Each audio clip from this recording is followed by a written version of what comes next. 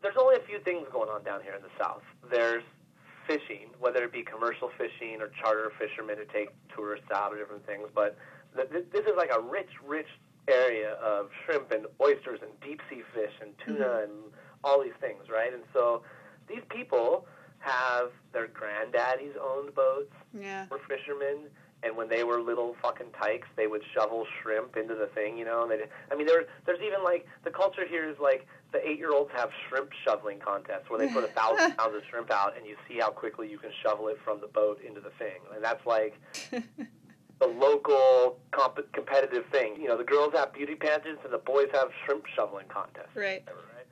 And so this is like a culture that is, I mean, it's like the west coast of Vancouver losing its salmon or something in some ways, and the collapse that would happen on Vancouver Island and areas around that where, you know, the granddaddy gave the boat to the father and the father gave the boat to the son, and it's 3 generations of fishermen with fishing culture, and that's like what they do. They do it for their job. They got salt water in their veins. Right. They do it for work, and they do it for fun. You know, they do the big commercial fishing for work, and they go sport fishing for fun.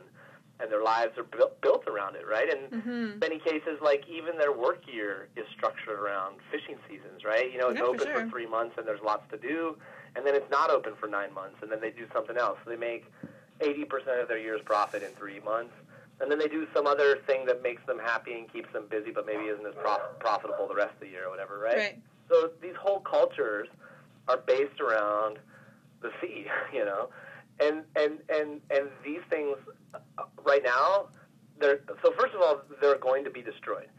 The deal is, like, most of these people now, the people who I just described, if they're lucky, they got hired by BP to clean up oil. When it's over, the oil cleanup, like, it doesn't mean that the beaches and marshlands and stuff will be clean.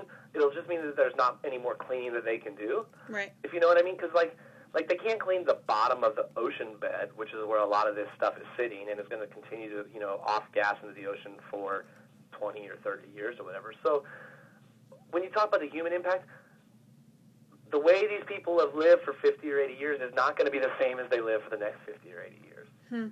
That's just the fishing aspect.